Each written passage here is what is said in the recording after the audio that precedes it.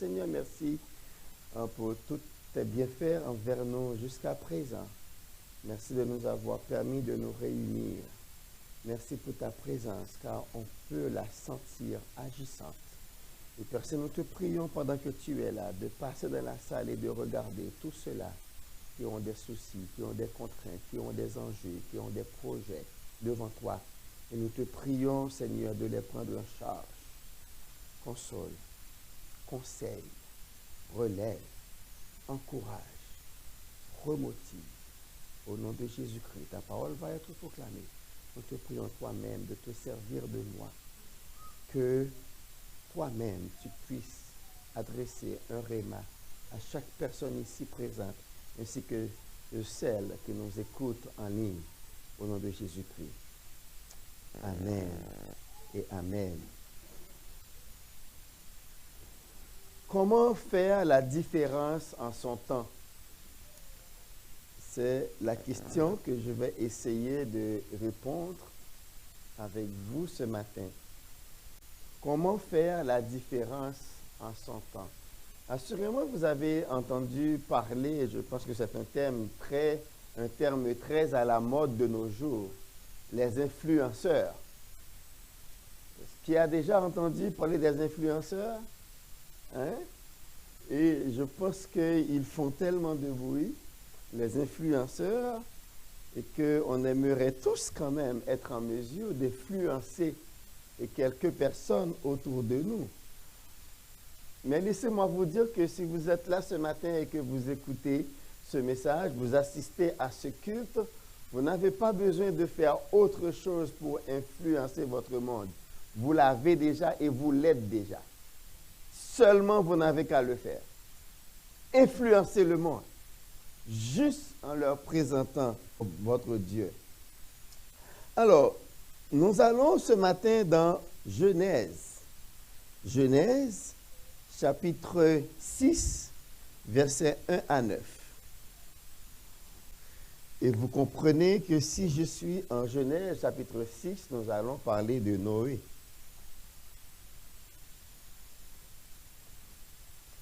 Est-ce que vous pouvez vous mettre debout et lire avec moi? J'aime bien entendre vos voix lire la parole de Dieu avec moi. Dans Genèse, chapitre 6, versets 1 à 9. Nous allons lire ensemble. Vous êtes prêts? C'est affiché sur l'écran. On commence. Lorsque les hommes ont commencé à se multiplier sur la face de la terre, et que des filles leur furent nées, les fils de Dieu virent que les filles des hommes étaient belles, et ils en prirent pour femmes parmi toutes celles qu'ils choisirent. Alors l'Éternel dit, « Mon esprit ne restera pas toujours dans l'homme, car l'homme n'est que chair, et ses jours seront de 120 ans. » Les géants étaient sur la terre en ces temps-là, après que les fils de Dieu furent venus vers les filles des hommes et qu'elles leur eurent donné des enfants. Ce sont ces héros qui furent fameux dans l'Antiquité. L'Éternel vit que la méchanceté des hommes était grande sur la terre, et que toutes les pensées de leur cœur se portaient chaque jour uniquement vers le mal. L'Éternel se repentit d'avoir fait l'homme sur la terre, et il fut affligé en son cœur. Et l'Éternel dit, « J'exterminerai de la face de la terre l'homme que je crée, depuis l'homme jusqu'au bétail, aux reptiles et aux oiseaux du ciel, car je me repens de les avoir faits. » Verset 8. Mais Noé trouva grâce aux yeux de l'Éternel. Verset 9. Voici la postérité de Noé. Noé était un homme juste et intègre dans son temps. Noé marchait avec Dieu. Amen. Que le Seigneur puisse bénir cette lecture pour notre édification commune. Merci.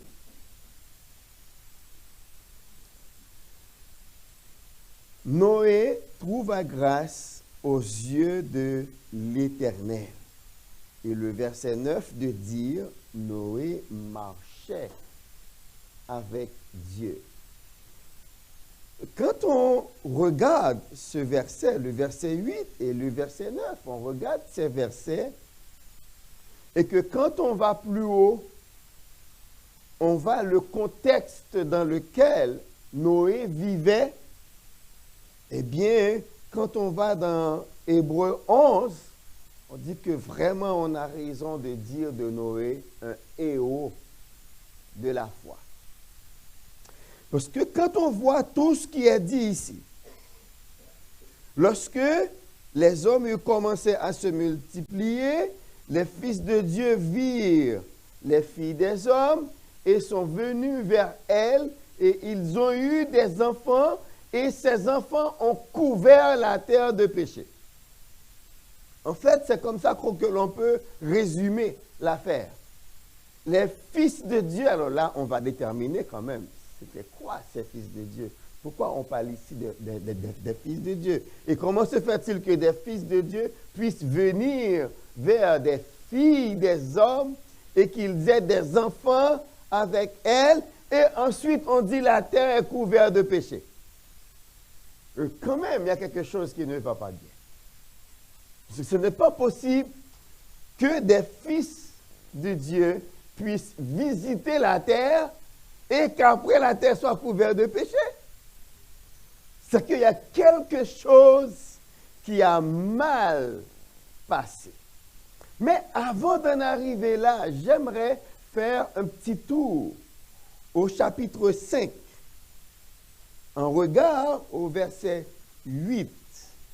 Regardons un peu. Lisons à partir du verset 28. Genèse 5, à partir du verset 28. Lémec, âgé de 82 ans, engendra un fils. Il lui donna le nom de Noé, en disant, « Celui-ci nous consolera de nos fatigues et du travail pénible de nos mains provenant de cette terre que l'Éternel a maudite. » Dites-vous bien, dès la naissance de Noé, la raison pour laquelle on l'a appelé Noé, Noé avait déjà une vision une mission sur sa vie. Noé, dès sa naissance, avait déjà une mission sur sa vie. Donc, vous voyez l'importance des noms que vous donnez à vos enfants. Qu'on le veuille ou non, le nom que vous donnez à votre enfant a une influence sur lui. Ce n'est pas pour rien que personne, par toute la terre, personne n'a appelé son fils Caïn. Connaissez-vous un Caïn sur terre?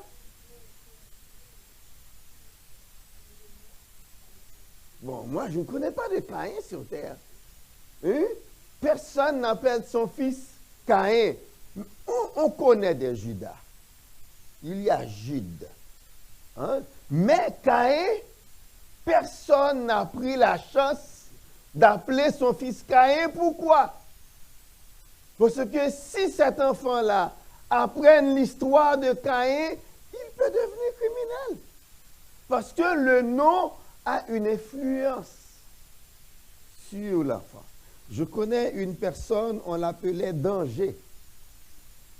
Il s'est converti. Il dit, maintenant je suis serviteur de Dieu, je ne vais pas continuer à m'appeler Danger. Il a changé son nom pour la paix. Parce qu'en tant que chrétien, on ne peut pas m'appeler Danger. Je suis maintenant serviteur de Dieu. Il est allé dans la direction des affaires civiles. Il a payé ce qu'il fallait pour changer son nom en la paix. Maintenant, il s'appelle la paix. Mais le problème, c'est que ses descendants ne peuvent pas réclamer ses biens parce qu'on ne porte pas le même nom. Tous les dangers restent dans leur danger. Lui, il continue dans sa paix.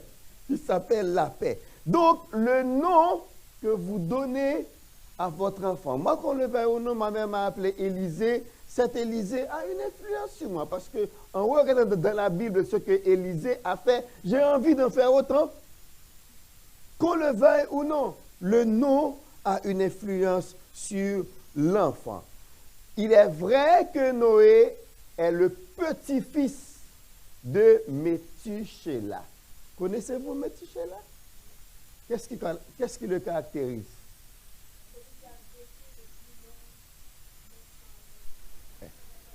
C'est celui qui a vécu le plus longtemps sur terre, 969 ans. Mais savez-vous, malgré cela, selon le psaume 90, il n'a même pas vécu un jour dans les jours de Dieu.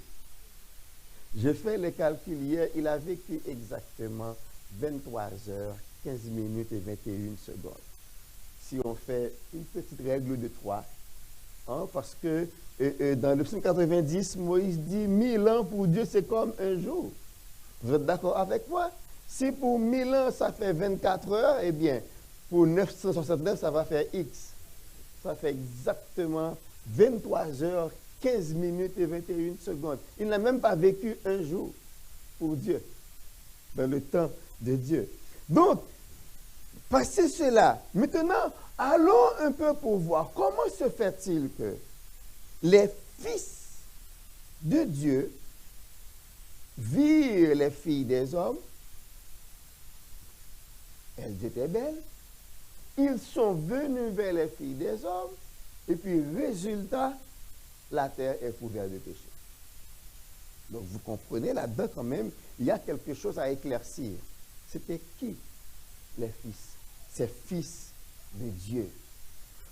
Naturellement, il y a beaucoup de solutions que les théologiens ont essayé d'apporter à cette question. Ce n'est pas ni le moment, ni le temps de vous faire un exposé de ces différentes solutions. Mais la solution qui concorde le mieux à la Bible, c'est que ces fils des hommes, c'étaient des anges. Si vous allez dans Job chapitre 1er, versets 6 à 8, et Job 2, versets 1 et 2, vous allez voir qu'il est dit, « Oh, les fils de Dieu s'étaient réunis un jour et Satan s'était présenté devant eux. » On peut comprendre que dans le ciel, c'était des anges qui se réunissaient et Satan était au milieu d'eux. Mais seul Dieu l'avait remarqué. Les autres ne l'avaient pas remarqué. Hein? Donc, ces fils de Dieu-là sont des anges. Mais maintenant, qu'est-ce qu'ils sont venus faire? Jude nous dit, Jude, verset 6.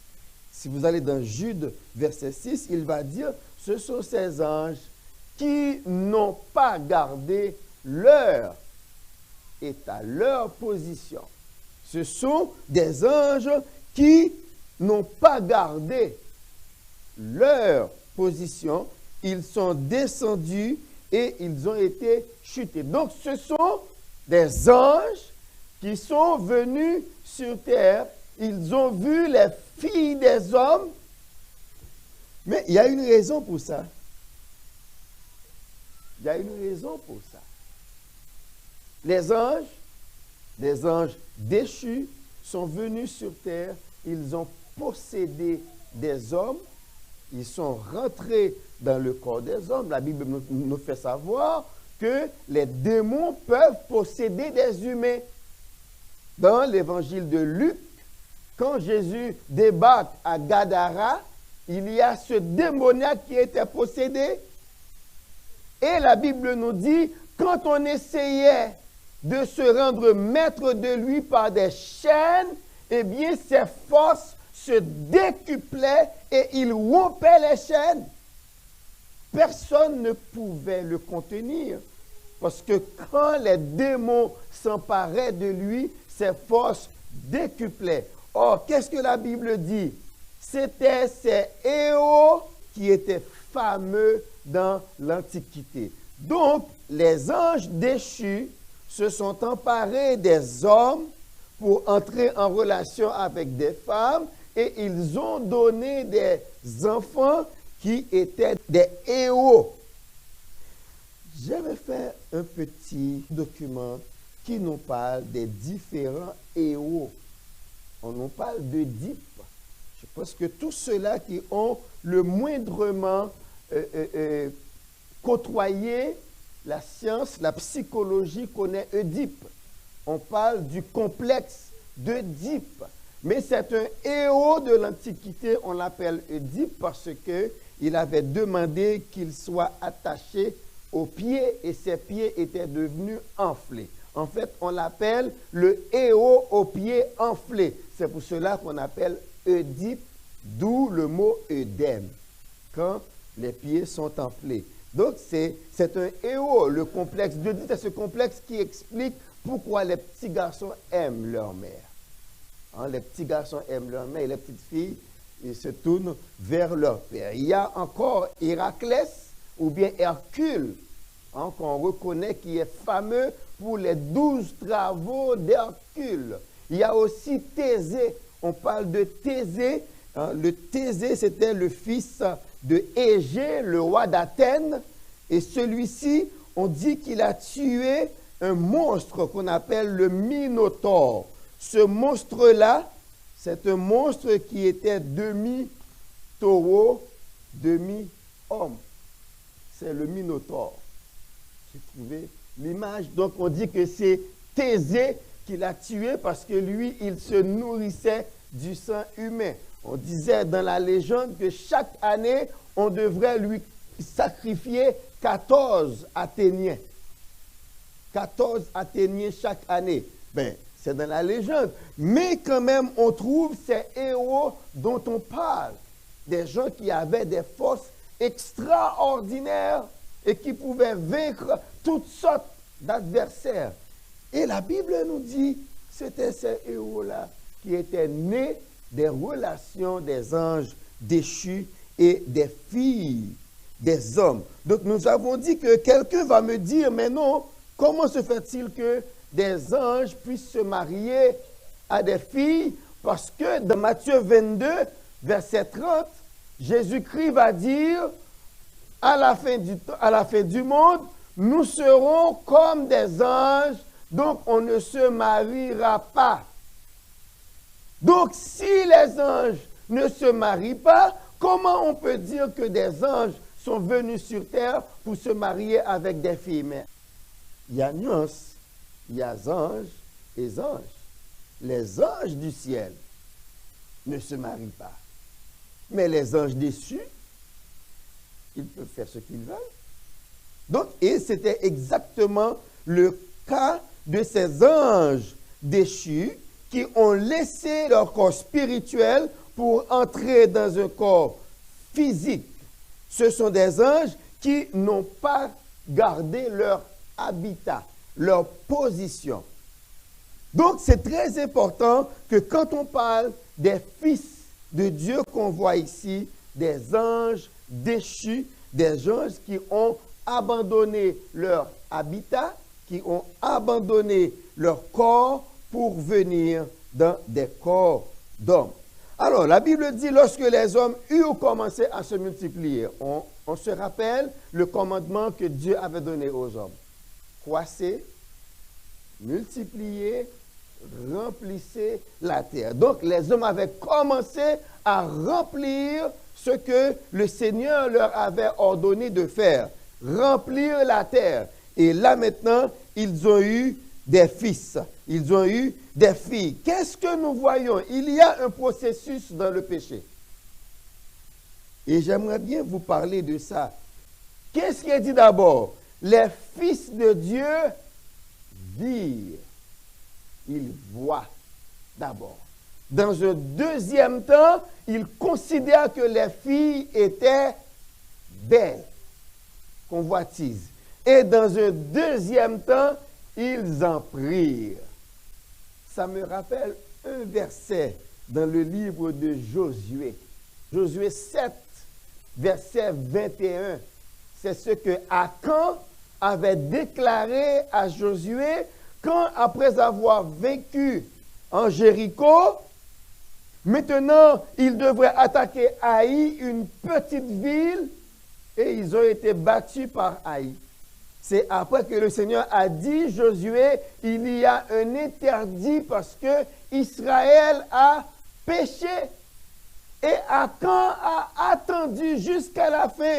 On a fait approcher le peuple par tribu, par clan, par famille, jusqu'à ce que la famille d'Akan. C'est seulement quand sa famille a été désignée, c'est alors il lui dit à Josué, j'ai vu dans le butin un beau manteau chinéa, 200 cycles d'argent et un lingot d'or du poids de 50 cycles.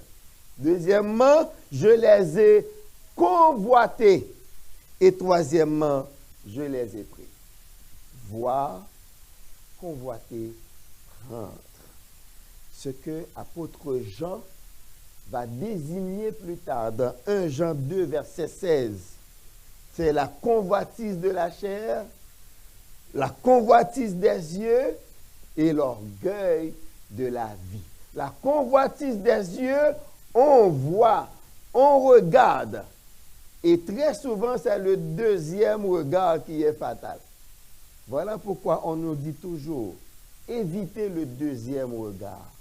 Parce que c'est le deuxième regard qui est un petit peu plus appuyé, parce que là, on voit les détails, et à partir du deuxième regard, il y a une petite machine qui se met à fonctionner. Oh, mais ça aurait pu être utile à ça, j'aurais pu faire ça, j'aurais pu me procurer de ça avec la convoitise. On voit tous les besoins que la chose ou bien la personne aurait pu combler. Aurait pu combler. C'est ce qu'on nous dit pour la fête de David.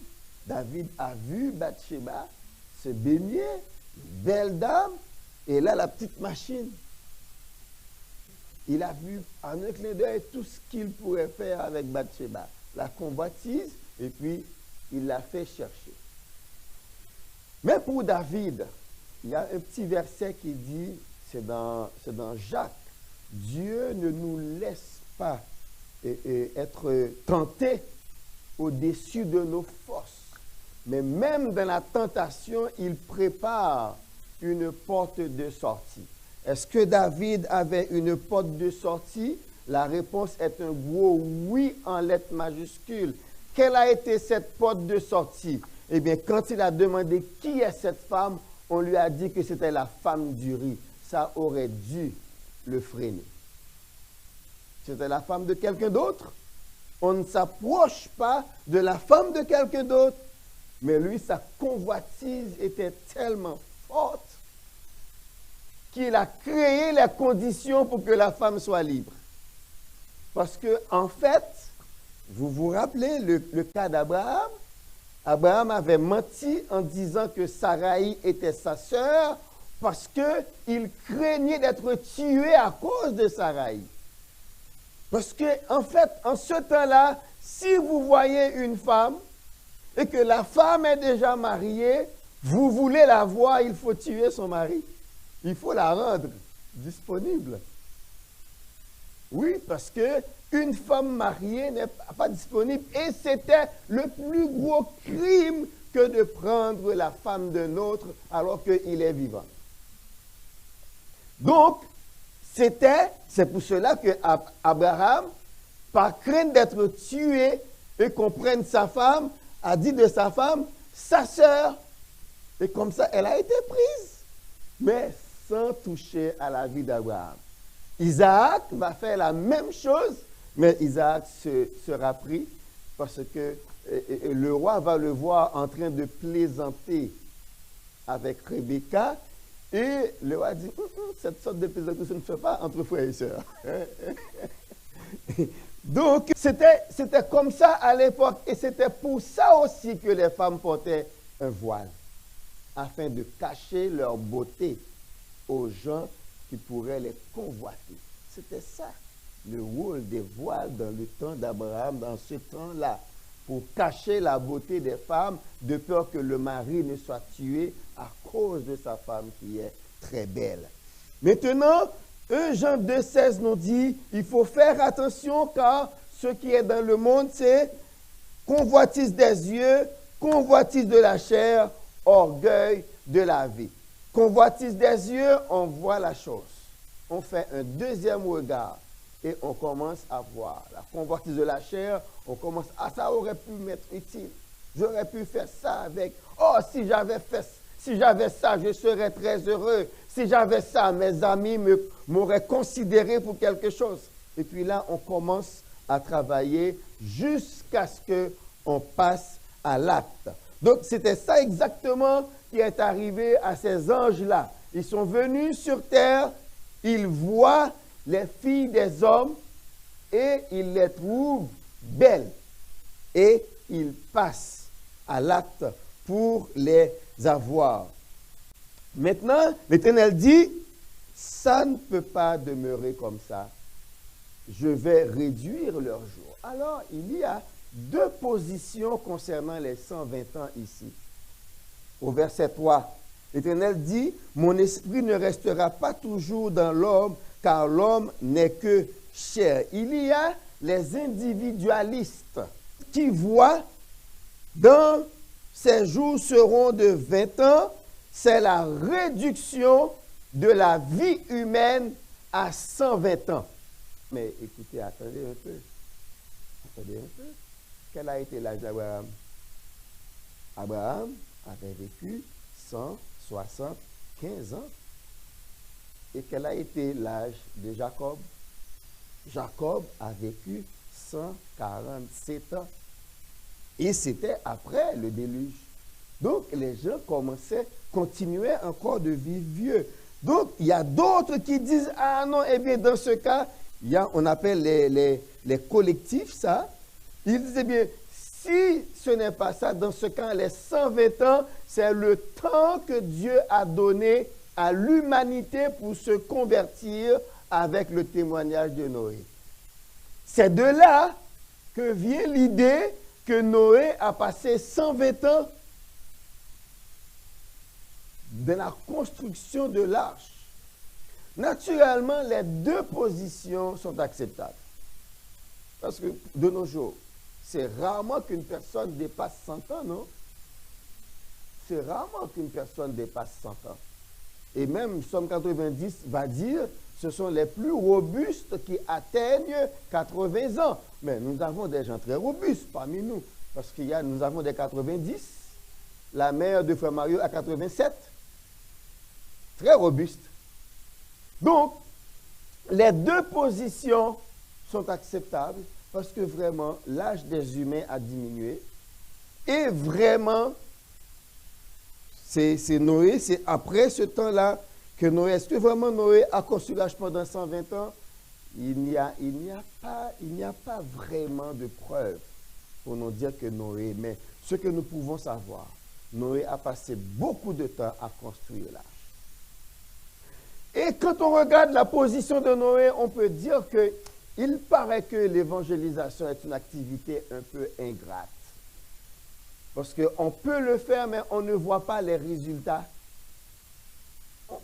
Parce que regardez, si il y a des gens qui disent que les filles des hommes, c'était des filles de la race de Seth, le fils d'Adam qui a remplacé Abel que Caïn a tué. Il y a des gens qui disent cela, comme quoi c'était la race juste, parce que c'est dans cette race-là que les gens marchaient avec Dieu. Mais combien de gens, selon la Bible, a marché avec Dieu dans la généalogie de Seth?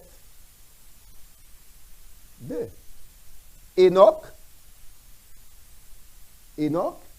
qui marchait 300 ans avec Dieu et qui a été enlevé. Ensuite, Noé et les autres. Combien de gens avaient accueilli le message de Noé? Combien de personnes? Seulement ses proches. Seulement ses proches. Et pendant que je préparais ce message, je me suis rendu compte que Noé a réussi où Lot a échoué, le neveu d'Abraham.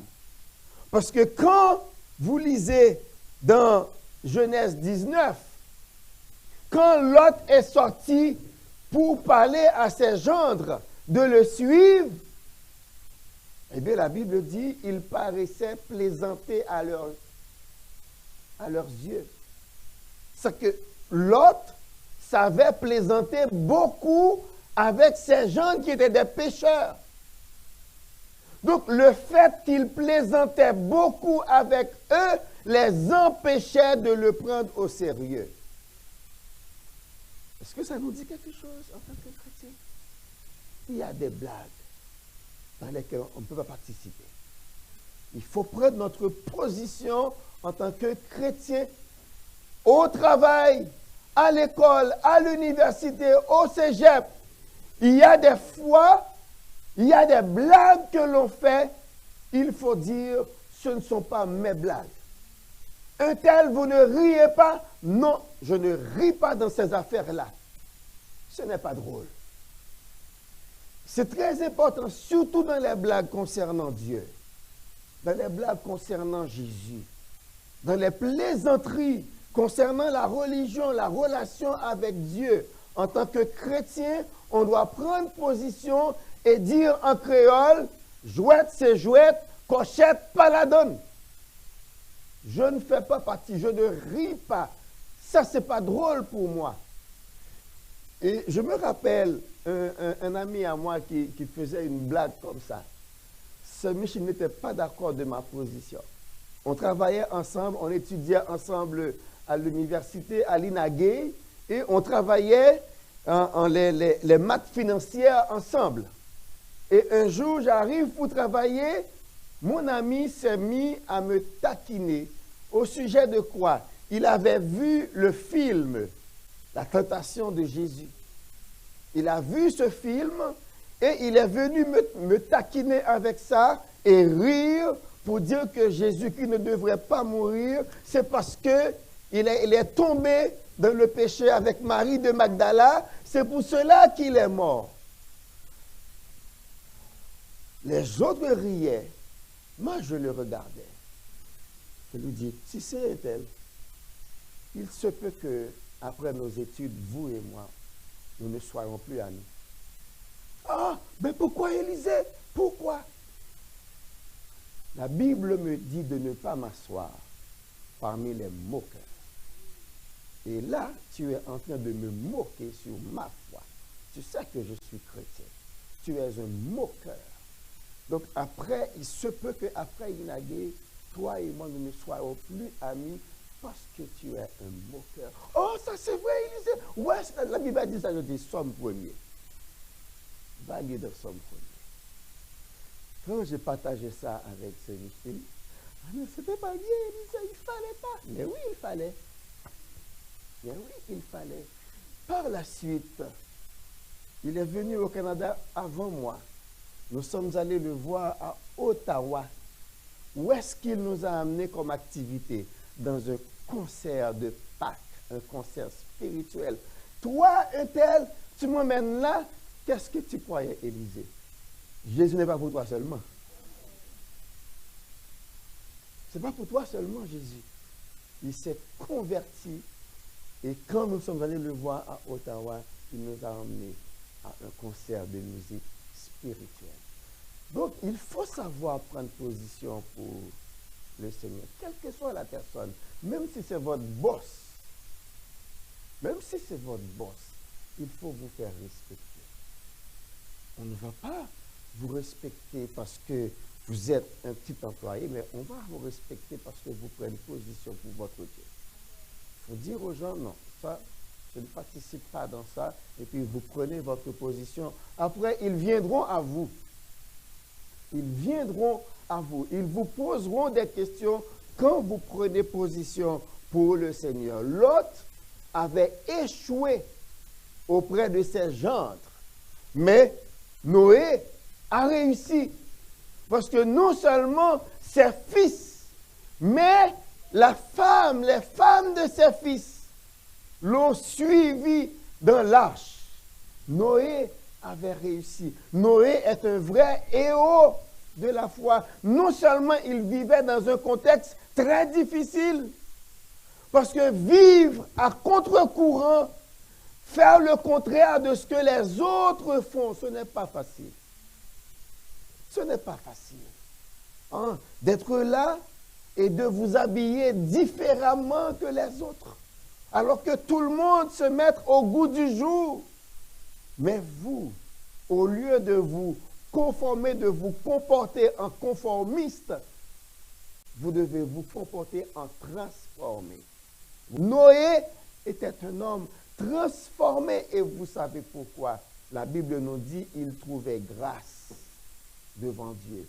Il marchait avec Dieu et il vivait pour Dieu. J'aimerais que chacun de nous puisse avoir cette évaluation de Dieu. Quand Dieu vous regarde, quand Dieu vous observe, qu'est-ce qu'il dit de vous? Est-ce que vous recherchez ce que vos amis disent? Vous voulez vous faire apprécier de vos amis ou vous préférez que Dieu vous regarde et prenne plaisir dans ce que vous faites?